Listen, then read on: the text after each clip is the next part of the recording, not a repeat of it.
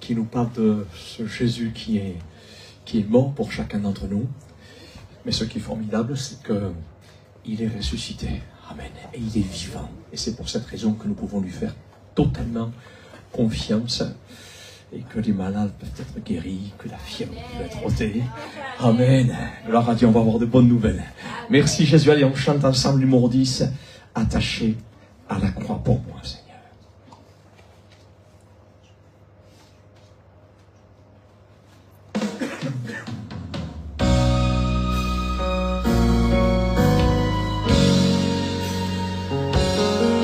Quel sauveur merveilleux, je possède. Il s'est sacrifié pour moi. Et sa vie innocente, il s'aide pour mourir sur l'infâme bois. Attaché à la croix pour moi, attaché à la croix pour moi. Il a pris mon péché, il m'a délivré. Attaché à la croix pour moi. Il renonce à la gloire céleste pour le plan rédempteur de Dieu.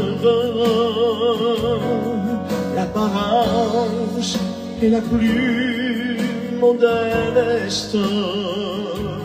À quel prix pour me rendre heureux? Attaché à la croix pour moi,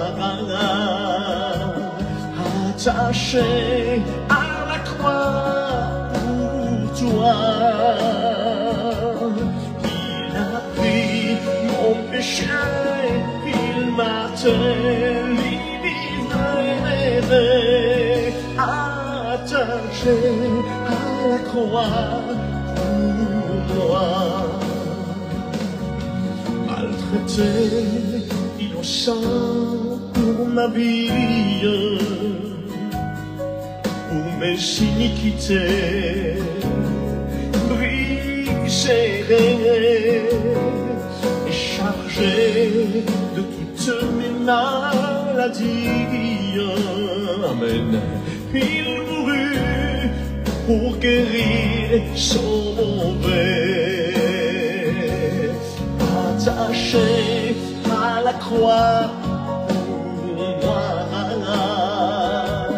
attaché à la croix pour moi. Il a pris mon péché, il m'a délivré. Attaché à la croix pour moi. Le salut accompli pour ses frères, mon sauveur se rendit entière.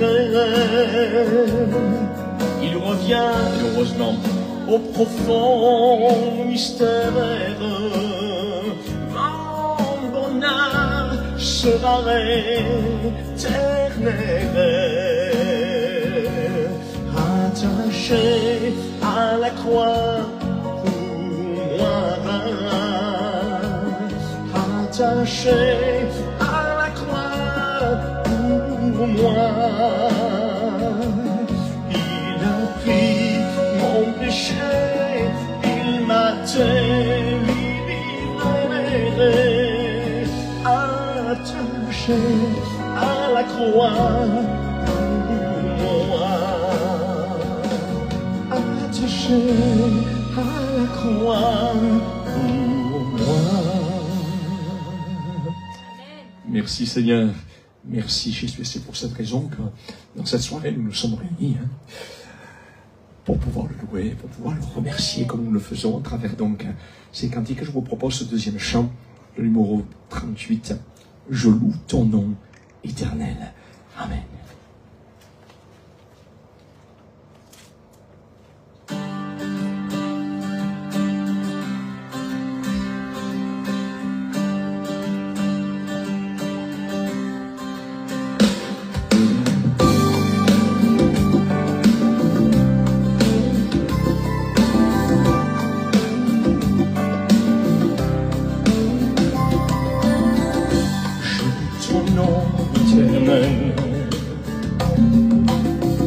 Seigneur, je célèbre ta bonté. Quelle joie tu vis en moi. Quelle joie tu viens pour nous sauver. Tu viens du ciel sur la terre, montrer la voie de la terre à la croix. Pour moi, de la croix jusqu'au tombeau, et du tombeau jusqu'au ciel, je loue ton nom éternel. Merci Sauveur.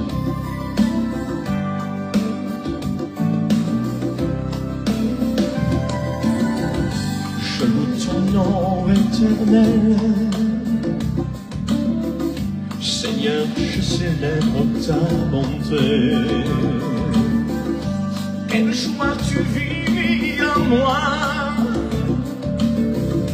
Quelle joie tu viens pour nous sauver. Tu viens du ciel sur la terre, montrer la voie de la terre à la croix, payer pour moi. De la croix jusqu'au tombeau, et du tombeau jusqu'au ciel, je loue ton nom éternel.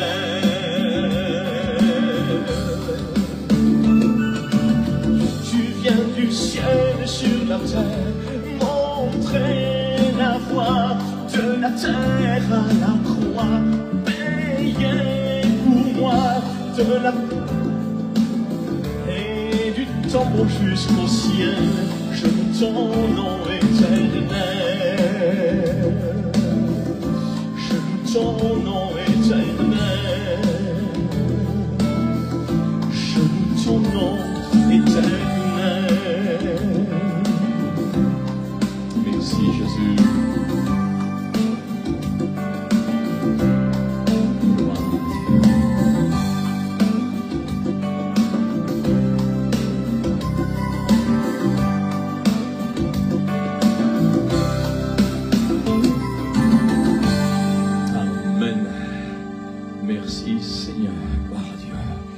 Bon vivre avec le Seigneur.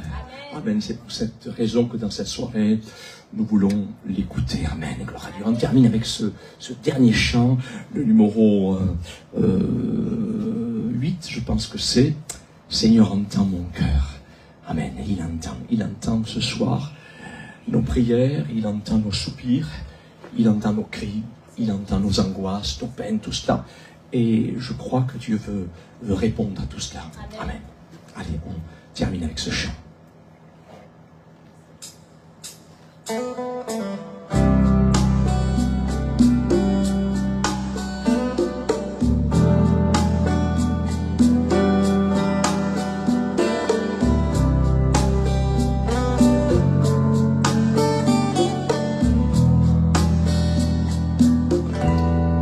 Comment expliquer et comment décrire un amour si grand, si puissant, que rien ne peut le contenir. Tu sais mes espoirs, Seigneur, tu sais mes craintes, et mes mots sont bien trop petits pour dire tout l'amour que j'ai pour toi. Mais dans cette soirée, Seigneur, alors entends mon cœur, mon esprit qui te loue, entends le chant d'amour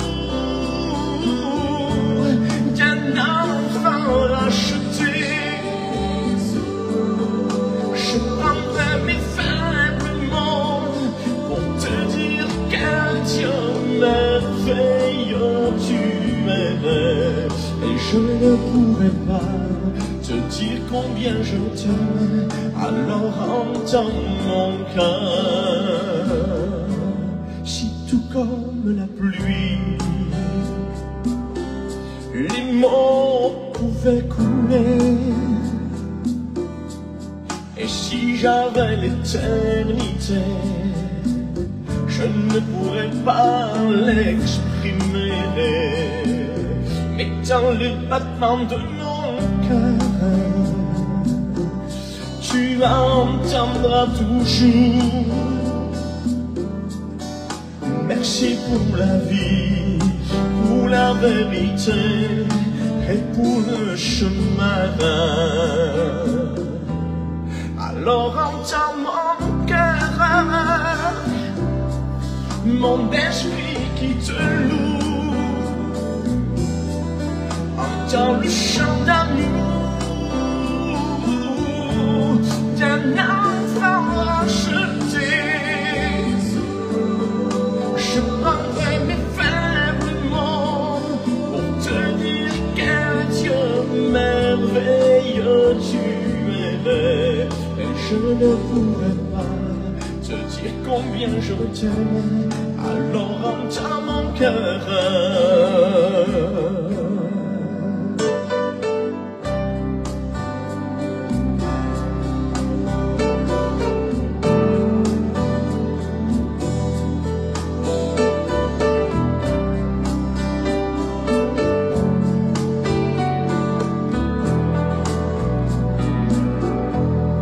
Tu sais nos espoirs, Seigneur, tu sais nos craintes, et nos mots sont bien trop petits pour dire tout l'amour que nous avons pour toi, Seigneur. Alors entends mon cœur, mon esprit qui te loue, entends le chant d'amour d'un enfant racheté. Je prendrai mes faibles mots pour te dire quel Dieu merveilleux tu es. Et je ne pourrais pas te dire combien je t'aime, alors entends mon cœur. Je ne pourrais pas te dire combien je t'aime, alors entends mon cœur. Merci Seigneur. Seigneur, merci pour ces chants qui sont déjà là pour nous parler, Seigneur, pour nous parler de ton amour, de ta bonté, de ta fidélité. Seigneur, merci. Et encore dans cette soirée, nous voulons recevoir de toi ce que tu as pour chacune de nos vies, Seigneur. Amen. Amen. Merci Seigneur. Amen. Voilà. J'aimerais donc avec vous ouvrir la Bible, parce que c'est elle qui, comment dire ça, c'est elle qui fait autorité dans nos vies, tout simplement parce que c'est elle qui est capable de savoir ce qui est bon pour nous. Voilà. Voilà pourquoi nous aimons entendre parler de Dieu à travers sa parole. Parce que nous savons que lui, il est tout puissant, il sait tout, et il sait tout de nous. Il sait tout de nous, c'est pour cette raison que nous pouvons lui faire confiance. On peut lui faire confiance. Un homme peut connaître certaines choses, mais un homme ne peut pas nous donner toutes les réponses à nos questions. Mais le Seigneur, lui, il est capable de nous donner les réponses dont nous avons besoin. Amen. Gloire à Dieu. Et c'est pour cette raison, donc, j'aimerais dans cette soirée vous parler donc d'un thème que nous avions déjà abordé. Et nous nous étions entretenus il y a quelque temps de cela, pour ceux qui étaient là, sur l'importance capitale pour chacun d'entre nous de devenir un disciple. Je ne sais pas si vous vous rappelez de cela. Et nous avions dit que ce qui était important pour nous, c'est pas d'être simplement des adhérents, mais ce que Dieu désire, c'est que nous puissions devenir un disciple de Jésus-Christ. Amen. Et nous avions dit que c'était la première pierre. C'était la première pierre que Dieu désirait poser dans notre vie afin que même si celle-ci subissait les tempêtes de cette vie, en parlant de notre propre vie, eh bien notre vie resterait ferme et bien bâtie en Jésus-Christ. Et dans cette soirée, j'aimerais parler d'une deuxième pierre que Dieu désire poser dans notre vie et qui est complémentaire à la première. C'est la pierre du renoncement aux choses nuisibles de ce monde et du renoncement également à nous-mêmes. Et pour expliquer tout cela, j'aimerais lire pour vous deux lectures. La première, nous la trouvons dans l'évangile selon Matthieu, chapitre 9, verset 35. Et voici ce qui est écrit. Jésus parcourait toutes les villes et les villages, enseignant dans les synagogues, prêchant la bonne nouvelle du royaume et guérissant toute maladie et toute infirmité. Et voyant la foule, il fut ému de compassion pour elle, parce qu'elle était languissante et abattue comme des brebis qui n'ont point de berger. Amen. Et la deuxième lecture que j'aimerais lire pour vous, c'est celle que nous connaissons également, que nous avons déjà lue ensemble. Hein. C'est cette lecture qui se trouve dans l'évangile selon Luc, chapitre 9, verset 23, et qui dira ceci. Puis il dit à tous, et c'est Jésus qui parle, « Si quelqu'un veut venir après moi, qu'il renonce à lui-même, qu'il se charge chaque jour de sa croix, et qu'il me suivra. » Amen. Voilà donc notre premier texte où nous voyons que Jésus parcourait toutes les villes et les villages, enseignant dans les synagogues, prêchant la bonne nouvelle du royaume et guérissant toute maladie et toute infirmité. Le Seigneur nous parle de guérison ce soir. Hein. Gloire à Dieu. Merci Seigneur.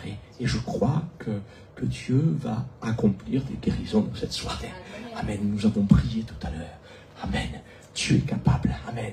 Dieu est capable de le faire encore aujourd'hui. Il nous a dit qu'il était ému de compassion pour cette foule qui était languissante, abattue, comme des brebis qui n'avaient pas de berger. Et nous remarquons ici tout d'abord, frères et sœurs et amis, que cette mission que Jésus lui-même a inaugurée par sa venue sur cette terre était tout d'abord une mission qu'il a accomplie par la puissance de son amour. Dieu est amour avant toute chose. Amen. Dieu est amour. Et c'était les sentiments qui animaient le cœur de Jésus pour cette mission. C'est ce que disait notre texte. Voyant la foule, dira-t-il, il fut ému de compassion pour elle, parce qu'elle était languissante et abattue comme des brebis qui n'ont point de berger. Alors, compatir pour quelqu'un, ça veut dire quoi? Compatir pour quelqu'un, c'est être sensible à la douleur et à l'affliction de quelqu'un. Et c'est ce que Jésus, encore dans cette soirée, éprouve pour notre vie. Amen. Il éprouve de la sensibilité, de la compassion pour nous. C'est ce que Jésus, encore dans cette soirée, éprouve pour notre vie. Il est semblable, il est sensible à notre douleur. Il est sensible à nos problèmes, quels qu'ils soient. Quels qu'ils soient. Bien des fois, on parle de certains problèmes à certaines personnes, me dire, ne me fatigue pas avec ça maintenant. Ça arrive, hein, ça arrive, hein, nous sommes des humains, mais le Seigneur, on ne le fatigue jamais. C'est formidable, il est patient, il est rempli de tendresse, amen. Et c'est vrai que Jésus est rempli de compassion pour les êtres humains que nous sommes. Il est sensible à notre douleur, il est sensible à nos problèmes, à nos soucis, à notre maladie, et il désire vous porter secours dans cette soirée. Amen. Amen. Gloire à Dieu. Laissez-le agir. Laissez-le agir tout simplement dans votre vie. Placez toute votre foi en lui et vous verrez ces miracles s'accomplir dans votre vie. Car Jésus-Christ n'a pas changé. Amen. Il est le même hier, aujourd'hui et pour l'éternité. Et avant d'aller plus loin, j'aimerais chanter ce chant. Amen. Jésus n'a pas changé. Il est le même hier, aujourd'hui et pour l'éternité. Seigneur, merci. Gloire à Dieu.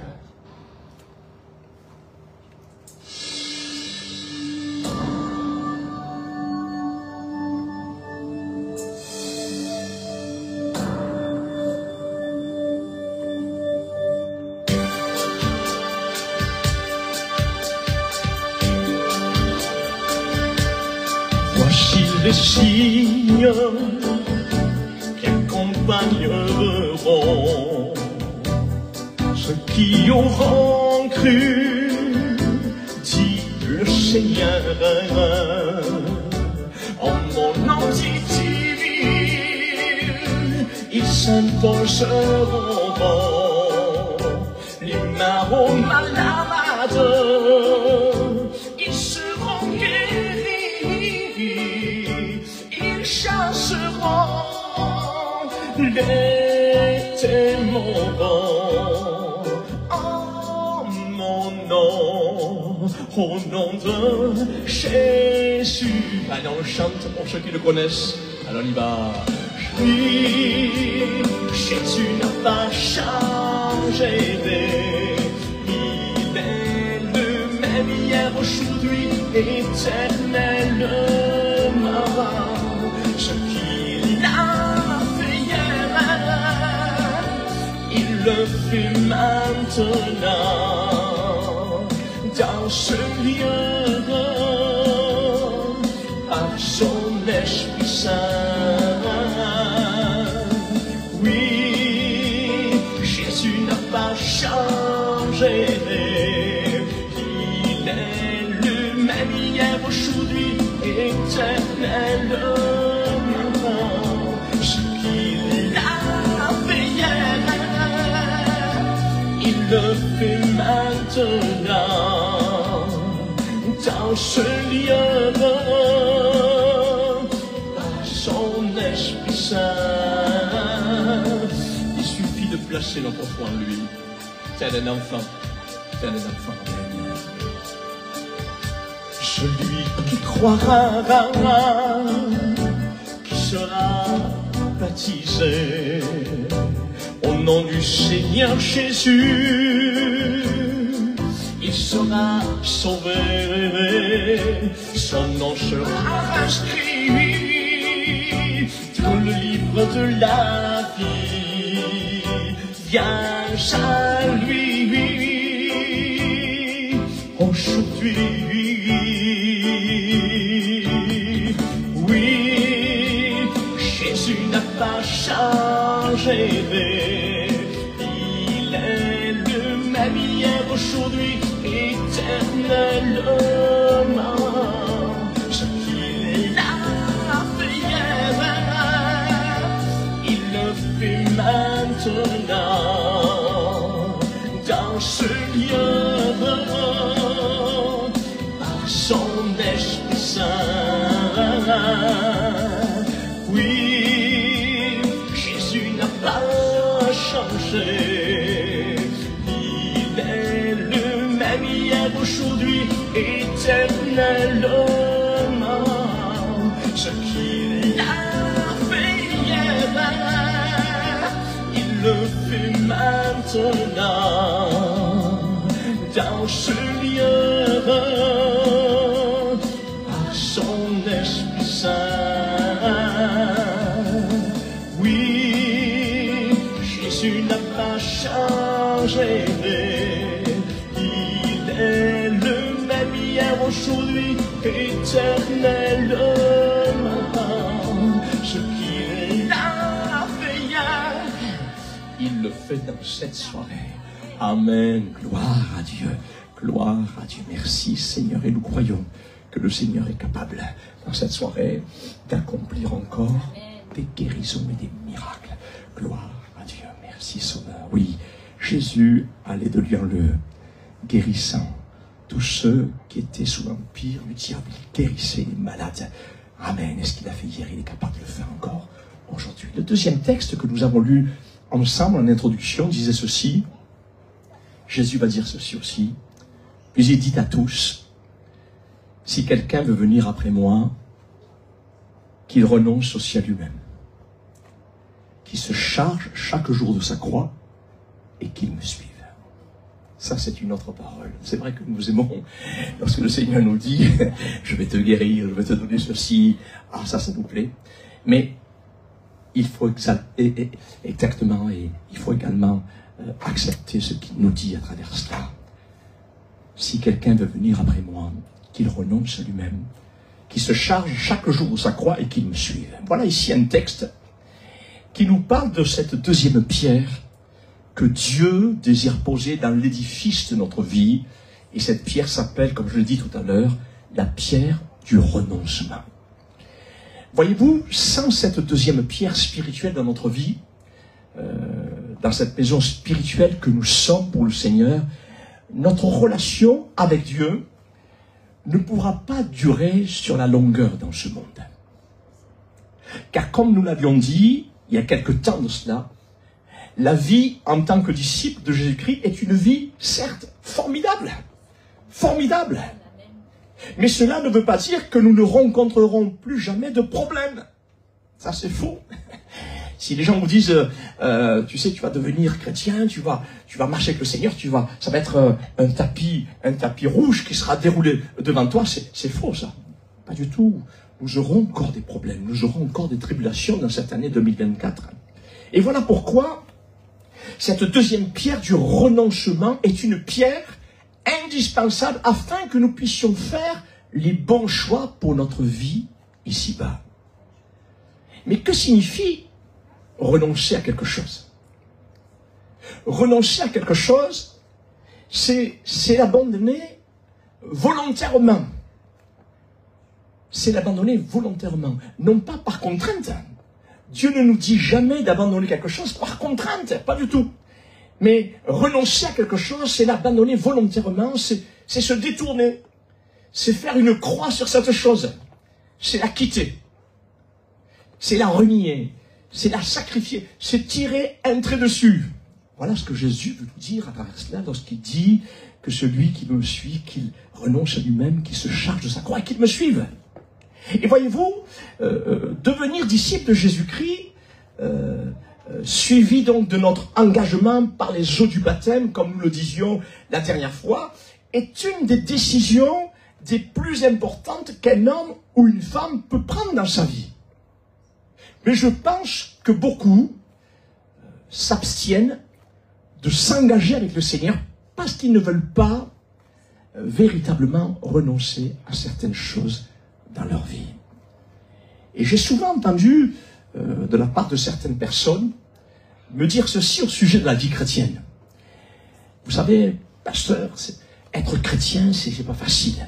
C'est vrai que c'est pas facile pour certaines choses.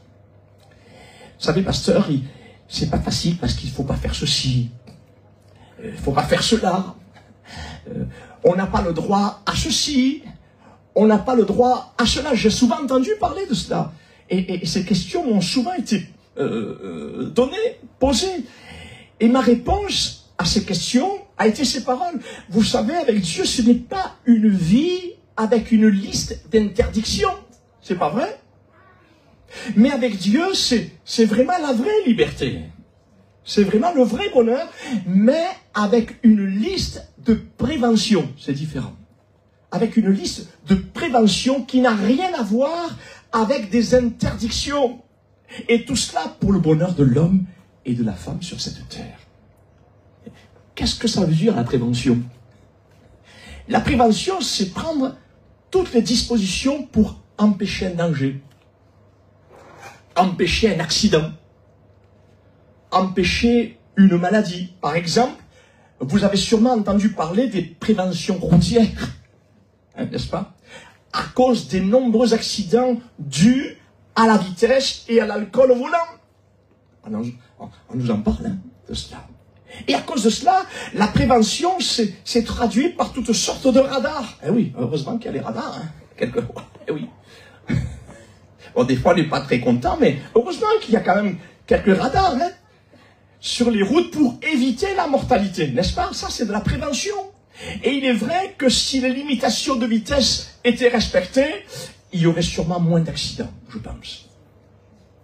Et nous pouvons parler également de la prévention médicale pour empêcher certaines maladies de se développer, comme par exemple certains cancers.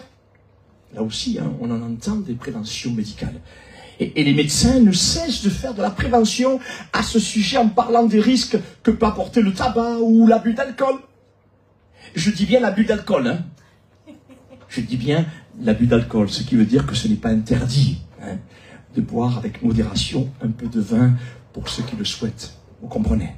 Oui, Dieu n'est pas là pour nous interdire de quoi que ce soit, mais sachons aussi que ce que nous semons dans notre vie, nous le récolterons tôt ou tard, et c'est vrai.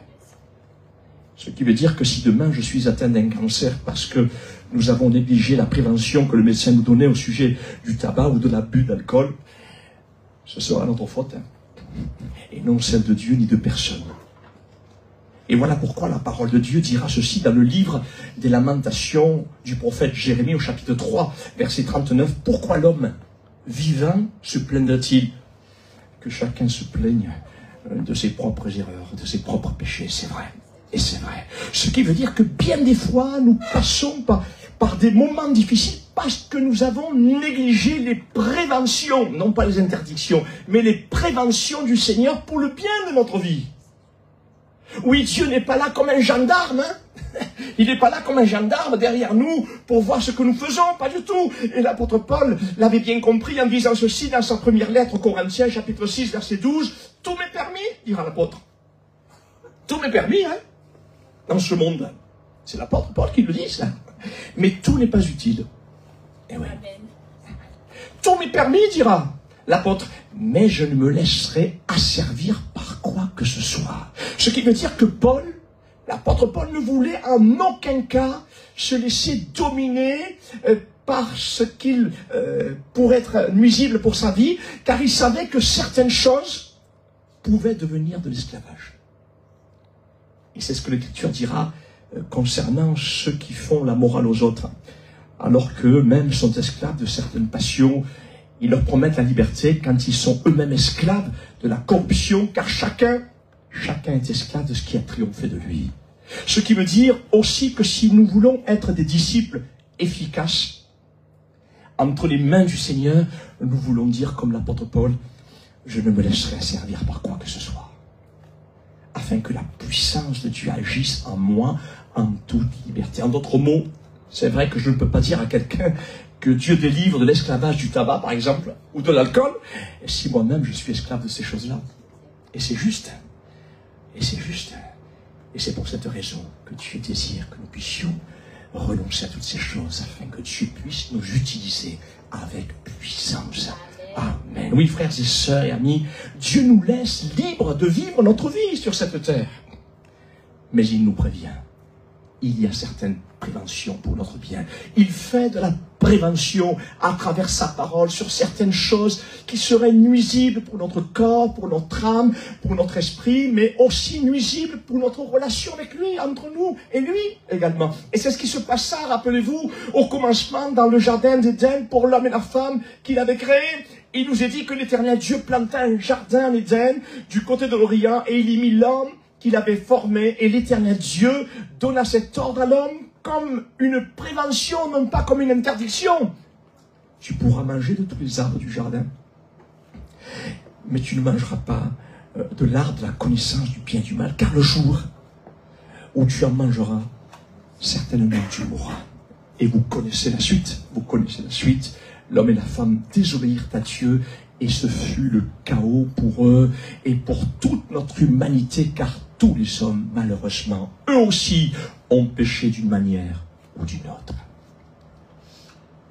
Alors certains pourraient peut-être me poser cette question dans cette soirée. Quelqu'un pourrait me poser cette question dans cette soirée. Mais pourquoi Dieu a permis que cet arbre, de la connaissance du bien et du mal soit dans ce jardin que Dieu avait planté? Ça, c'est une question que plusieurs peuvent se poser, hein. Alors, je voudrais vous dire tout d'abord que je ne pourrais pas vous répondre entièrement à cette question que beaucoup se posent. Tout simplement parce que ma connaissance est limitée. Et c'est ce que l'apôtre Paul dira lui aussi dans sa première lettre aux Corinthiens, chapitre 13, verset 9. Pourtant, il s'y connaissait, lui. Et pourtant, lui aussi, il va pouvoir dire ceci, nous connaissons en partie. Et nous prophétisons en partie. Aujourd'hui, nous voyons au moyen d'un miroir d'une manière obscure. Mais alors, nous verrons face à face. Aujourd'hui, je connais en partie, mais alors, je connaîtrai comme j'ai été connu. Ce qui veut dire que tant que nous serons sur cette terre, tant que nous serons dans ce corps imparfait, nous n'aurons jamais une connaissance parfaite des choses de Dieu, car seul Dieu est omniscient, c'est-à-dire qu'il sait tout. Et voilà pourquoi le livre du Deutéronome, au chapitre 29, verset 28, dira ceci concernant certaines choses qui appartiennent à Dieu seul. Il dira comme ceci, ce qui est caché est réservé à l'Éternel, notre Dieu. Ne me demandez pas pourquoi. Je ne veux pas contester ce que Dieu me dit. Les choses cachées est réservé à l'Éternel, notre Dieu. Par contre, nous sommes concernés, nous, et les générations suivantes, par ce qui a été révélé par toutes les paroles de cette loi, c'est-à-dire la parole de Dieu dans son ensemble, qu'il nous faut appliquer. Ce qui veut dire, en d'autres mots, que Dieu nous a révélé sur cette terre, par le moyen de sa parole, le nécessaire. Le nécessaire pour que nous puissions être sauvés. Et cela nous suffit. Mais lorsque nous serons avec lui, et cela ne saurait tarder, mais lorsque nous serons avec lui et que nous aurons revêtu le corps glorieux et parfait qu'il nous a réservé, amen, alors nous connaîtrons tout parfaitement. Nous connaîtrons tout parfaitement. Mais en attendant, Pierre, je dois me contenter de connaître ce que Dieu veut me faire connaître. Et pour tout le reste, l'accepter par la foi, sachant que tout ce que Dieu me dit est bon pour ma vie. Je veux lui faire confiance. Amen. Et voilà pourquoi au sujet de cette arme, de la connaissance du bien et du mal, je peux simplement vous dire que Dieu a permis cette situation parce qu'il ne voulait pas faire de l'homme un robot. Mais il voulait que l'homme soit aussi une créature libre de ses choix. Voilà, ça c'est ce que je peux vous dire. Et c'est ce que Dieu fit pour ses propres anges, qu'il créa dans le ciel pour son service. Il ne nous a pas créés comme des robots, hein, pas du tout. Et nous connaissons l'histoire de ce chérubin protecteur que Dieu créa pour son service, lequel décida librement de désobéir à Dieu, et c'est ainsi que d'un ange de lumière, il devint le prince des ténèbres appelé Satan, entraînant avec lui plusieurs anges qui, eux aussi, devinrent des démons au service de Satan. Ils étaient libres de choisir. Et s'il l'a fait pour les anges, à plus forte raison pour l'homme qu'il a créé. Et c'est ainsi aussi que dans son amour, dans ce beau jardin d'Éden, Dieu créa l'homme et la femme libres de leur choix, tout en sachant qu'ils avaient la capacité aussi de dire non au péché de la désobéissance. Et c'est ce que firent également la multitude d'anges qui ne suivirent pas Satan. Ils avaient eu la capacité de dire non, Satan, nous on reste avec Dieu. Vous comprenez? Donc nous aussi, nous avions la capacité de dire non. Gloire à Dieu. Et c'est ce que firent donc également la multitude d'anges qui ne suivirent pas Satan et les autres anges qui se révoltèrent contre Dieu dans le ciel. Amen. Et voilà pourquoi nous n'avons aucune excuse du pourquoi, du comment, pourquoi cet arbre était là, pourquoi il n'était pas là. Nous avions la capacité, ils avaient la capacité. Voilà pourquoi nous n'avons aucune excuse valable pour désobéir à la parole de Dieu. Amen. Voilà pourquoi notre texte que nous avons cité tout à l'heure dans le livre de Lamentation de Jérémie, chapitre 3, verset 39, disait ceci, démontrant que l'homme est seul responsable de ses choix. Pourquoi l'homme vivant se plaindrait-il? Que chacun se plaigne de ses propres péchés, de ses propres erreurs. Ce qui veut dire que bien des fois, nous passons par des moments difficiles parce que nous avons négligé, vous comme moi, les préventions du Seigneur pour le bien de notre vie. Et que de fois, le Seigneur nous a prévenus, n'est-ce pas? On serait menteur de dire non, c'est pas possible. Dieu nous a prévenus plus d'une fois, si nous réfléchissions bien comme il faut. Et c'est vrai que bien des fois nous passons des moments difficiles parce que nous avons négligé les préventions que le Seigneur nous a dites pour notre bien. Alors donc, dans cette soirée, acceptez tout d'abord de renoncer à quoi? De renoncer à vos propres raisonnements, de renoncer à vos propres pensées, à votre propre justice, et réaliser que sans Jésus, c'est ce que j'ai réalisé il y a quelque temps de cela, quarantaine d'années, c'est ce que j'ai réalisé.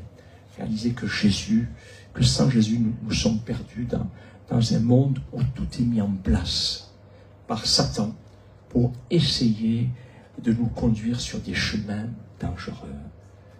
Rassurez-vous, Dieu n'est pas là pour nous enfermer et nous couper du monde, pas du tout, comme je l'ai dit tout à l'heure. Mais son désir, c'est de nous conduire sur le bon chemin. Amen. Et nous aider dans tous les domaines de notre vie par sa toute puissance et ses préventions, lesquelles sont bonnes et agréables pour notre âme, pour notre corps et pour notre esprit. Amen. Gloire à Dieu. J'aimerais terminer par ce chant qui nous dit tout simplement ceci: entre tes mains, Seigneur, j'abandonne ma vie. Je renonce à tout ce qui pourrait être nuisible. Seigneur, je m'abandonne à toi comme un enfant qui s'abandonne entre les mains de ses parents. Voilà. Un enfant, vous voyez, il n'a pas d'arrière-pensée, quoi. Ce qu'on lui dit, il le croit. Amen. Gloire à Dieu. Ce matin, j'ai souri. Je disais, j'ai ma petite fille qui a dormi à la maison. Et je me suis levé bonheur pour méditer un petit peu la parole. Et elle a ouvert un œil comme ça. Et elle voulait me dire, qu'est-ce que tu fais, papy? Et je lui ai dit, écoute, je vais rentrer dans la chambre, là, puis je vais parler un petit peu avec Jésus. Je vais méditer la parole, je vais parler avec Jésus. Elle l'a cru, hein? Elle l'a cru. Je suis rentré dans la chambre, j'ai fermé la porte. Et puis après, je suis allé me faire un café. J'ai ouvert la porte, elle était avec l'oreille comme ça pour savoir ce que Jésus me disait. C'est formidable, ça. C'est formidable. Gloire à Dieu. Un enfant. Gloire à Dieu. Et je lui ai dit, oui, Jésus m'a parlé. C'est ce que je vais dire ce soir. Gloire à Dieu. C'est beau, un enfant. Et c'est ce que Dieu veut. C'est que nous puissions être comme des enfants. Amen. Gloire à Dieu. Alors, entre ses mains, nous voulons abandonner notre vie. Il saura bien la garder. Amen.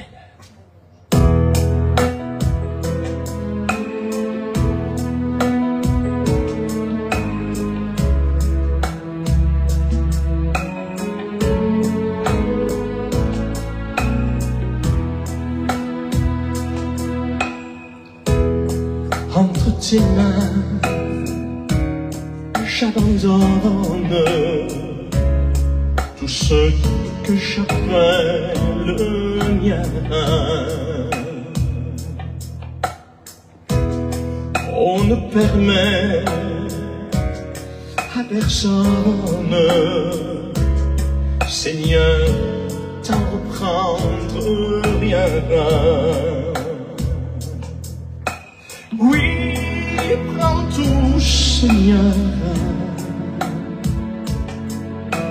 Oui, prends tout, Seigneur. Entre tes mains, j'abandonne tout avec bonheur. Je n'ai pas peur de te suivre sur le chemin de la croix. C'est pour toi que je veux vivre. Je connais, j'aime ta voix. Alors Seigneur, oui, partout, Seigneur. Oui, comme tout, Seigneur. Sans rien garder, je te livre tout avec bonheur. Tu connais mieux que moi-même tous les besoins de mon cœur. Il sait ce dont nous avons besoin. Et pour mon bonheur suprême, tu veux me rendre vainqueur. Oui, partout, Seigneur. Oui, partout, Seigneur, je ne vis plus pour moi-même, mais pour mon Sauveur. Prends mon corps et prends mon âme, que tout en moi soit à toi, que par ta divine flamme tout ma joie détruit à moi. Oui, oh tout Seigneur, oui, prends tout Seigneur, prends mon corps et prends mon âme, règne sur mon cœur. Prends mon corps et prends mon âme, règne sur mon cœur. Je vous invite à la prière quelques instants. Seigneur, merci pour ces quelques préventions que tu nous donnes encore dans cette soirée. Seigneur, qui ne sont pas pénibles, mais qui sont bonnes pour nous, Seigneur. Tu veux notre bien. C'est vrai que ce que tu nous demandes, c'est pour que nous puissions vivre heureux sur cette terre. Et que cela puisse se poursuivre dans l'éternité, Seigneur, avec toi. Nous avons tout ce dont nous avons besoin, Seigneur. C'est avec raison que le roi David, dans son psaume 23, pourra dire « Je ne manquerai de rien ». L'Éternel est mon berger. C'est vrai que je ne manquerai de rien. Et c'est vrai, Seigneur, qu'avec toi, lorsque nous te faisons confiance, nous ne manquerons de rien de ce dont nous avons besoin. Seigneur, ce n'est pas du superflu que nous voulons, mais ce que nous avons besoin de toi, tu nous le donnes. Seigneur, merci. Merci pour mes amis qui sont ici, pour la famille, pour ceux qui nous suivent par le moyen de Facebook aussi. Seigneur, qu'ils puissent te faire confiance, qu'ils puissent te faire confiance. Seigneur, qu'ils puissent accepter ces préventions remplies d'amour pour le bien de tout leur être, dans le nom de Jésus. Dans le nom de Jésus. Amen. Gloire à Dieu. Prions quelques instants. Amen. Merci Jésus. Merci Jésus. Merci Seigneur. Tu es beau Jésus.